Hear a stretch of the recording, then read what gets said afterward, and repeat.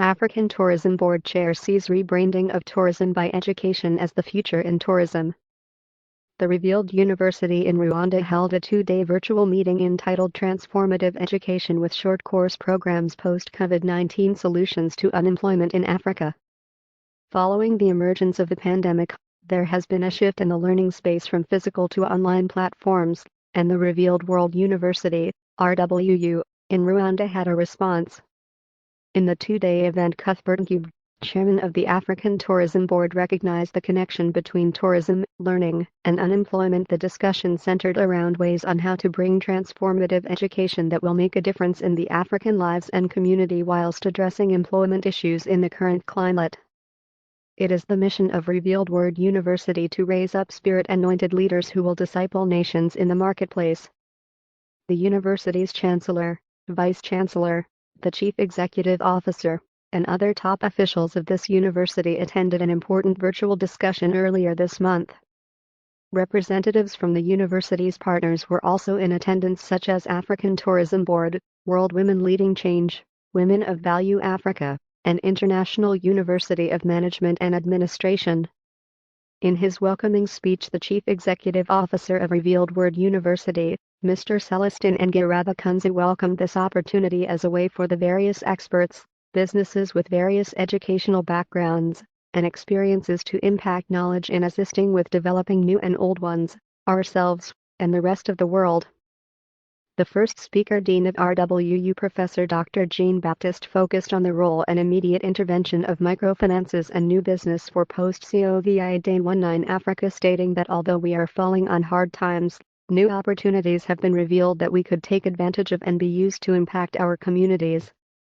There are many opportunities, even though in such hard time is affecting different sectors of human being life. Social economical situations is really going down, financial issues is going down, but there are many new opportunities that are really being revealed. Not only the Word of God that is being revealed, but even opportunities are revealed.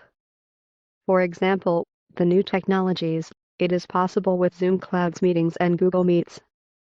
There are many opportunities that are created today with 21st century. We are shifting from analogic to digital of learning. The second speaker, Professor Dr. Veronique, the Vice Chancellor of Revealed Word University, looked at the biblical way of life after COVID-19 and fighting its consequences in Africa. The Vice Chancellor underlined how in times of suffering we question ourselves, especially as Christians, wondering what God's will in our lives and where do we go from here, but most importantly that God has good plans for our lives and grieves over our suffering and pains. As an answer, the gospel loudly proclaims God's will for people and that God's will is life, not death and suffering, because God grieves over human suffering and sins. Even Jesus wept over Jerusalem. He suffered when he also saw how Jerusalem is behaving in us. We responding to suffering with lament and tears. If we have lost our capacity to cry, we have lost our right to others' pain. Suffering is contrary to the good will of God. The Vice Chancellor further emphasizing that we should be tangible as stewards of life and resources. Our calling is to steward life and resources with which we have been entrusted with, so that we end human suffering and allow the Spirit of God through us tangible expressions of God's trustworthiness and love. Dr. Jacques Oyorokantu, President of IUMA, International University of Management and Administration, in Benin, offered practical solutions that the Republic of Benin and the university has adopted since the pandemic hit and ways to improve learning for both students and lecturers. The pandemic offered an opportunity to see the limit of face-to-face training. It was an opportunity to develop many contents, soft work, and online programs. We arranged a system with the television and national radio and online to put the content of the courses. We developed 3. The first, to train lecturers to write the content, to put online the content. The second strategy, to teach students how they can follow courses online and use facility of the telephone and iPad and train them to follow the course directly. Third strategy is set up platform. The platform we set up is the Moodle system, and we arrange with technician and supplier and we get system and we put many courses on the platform. Additionally, the President was focusing on the practicability of online and distance learning for post-COVID-19 job and employability in Africa, how we can help our people in Africa attend the course without any trouble. The future of Africa is in 3 sectors. The first is education. We have many possibilities to receive course, but we need to train to educate our people. We need to give them education to be able to invent many things. The second aspect for the development of the world is technology. We need to train people about the technology and to give them power to be able to invent, to be able to develop and to imagine the future. The final aspect is handcraft. If we have people working in handcraft, we just need to develop our activities and they can come and buy what we are developing in Africa. The CEO Celestin Ngirabakunzi emphasized on that although the pandemic created a challenge in the learning discourse, but it also provided an opportunity to have or offer short course programs to students to shorten the period of learning and as well giving them the necessary skills to create business and job creation.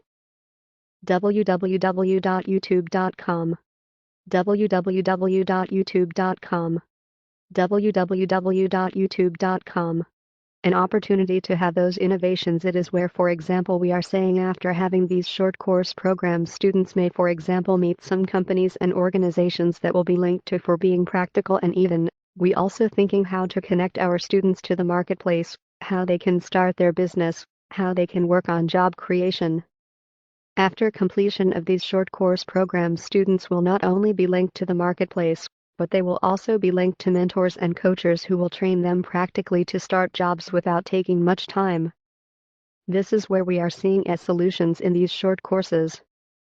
On the second day of the meeting, we had Dr. Damakat Somola, president and founder of Women of Value Africa, focusing on the practical and necessary interventions that could be used to fighting unemployment in Africa. Dr. Mullah stated that to tap into those opportunities we need to be ready and need skills development, and that currently Africa needs entrepreneurship. For us to then tap into the opportunities that are there, we need to be ready, we need to be skilled enough, we need those entrepreneurships. We need to bring this skill through this short course. There's quite a lot that can be adopted whereby they can be the one to train our people. The Chancellor of Revealed Word University, Mr. Joshua Baker, looked at the role of universities and faith-based organizations in lifting Africa from poverty. Ground the people we train in the Word of God so that they can stand up and take the Word and spread it. Our job is to take the Word out to the world and change the world with the Word of God. HRH Princess Debbie Dineo Rayfooty, Africa President of World Women Leading Change, discussed the contributions of women in new businesses in stabilizing life after COVID-19 in Africa. The President mentions the value of women in society in impacting change through education. We connect women from all walks of life, we bring down barriers hindering women's growth, we motivate, we inspire, we mentor, and we rise, and we thrive together. That is what we do in our sector. The most important thing in our sector, it is education. In order to transform society, we should be able to enable them to get education and we must skill them. Dr. Patrice Haben-Schulte, Director of Academics, Research, and Quality Assurance and Lecturer of RWU, explored at the immediate practical short course skills necessary for the restoration and initiation of new business in Africa. COVID-19, yes. It has disrupted our lives. Everyone was affected in a way or another, our jobs, our businesses. We have had people who had start UPS and they were obliged to close the doors. We have seen those who had ideas to start but they have never started. That's mostly what COVID-19 has done, but also the beauty of the experience that we had is that there has been another way of working, another way of looking at. We have seen that they can be flexible learning and assessment options that we can adopt from high-tech to low-tech solutions and even non-tech solutions that are dictated by local context and evolving as the crisis is unfolding. There are a lot of public and private stakeholders with whom we can forge partnerships to increase the availability of accessible to distance learning to solutions, to develop new training programs and allocate additional resources of mitigating skills and labor shortages. Mr. Cuthbert Nkube, Executive Chairman of the African Tourism Board, discussed the tourism impact on social economic development and the new ways in the restoration of dying businesses in Africa, essentially rebranding the future of tourism and education of Africa to strengthen our resilience against any unpredictable pandemics. The meeting was also attended by Jürgen Steinmetz, Chairman of the World Tourism Network, as an observer. Promoting our domestic tourism as a coping mechanism, that is through empowerment of our people through the programs that will definitely integrate our African brothers and sisters in the practical world of commerce. These programs that are being offered will surely empower us, prepare and ignite within us that positive mind that will always propel and prepare for a rebound within the sector. The final speaker, Mr. Jean-Pierre Ntiyumana, Administrative Assistant in RWU and Managing Director of Weber Trading and Consulting Services Company Ltd., concluded by looking at the role of job creation innovation and the role of financial institutions and university. He discussed on how as part of job creation we can involve financial institutions with focusing on agribusiness and agro-industry, construction, mines, marine, and oil and gas. After identification of partner programs, identification of pilot units, technologies, financial institutions, the university will identify partners the university can assist promotion in the development of a business plan which proves that the projects are technically feasible and financially profitable to meet the support of financial institutions. These short courses will have a great impact as beneficiaries and will be well equipped with the necessary tools.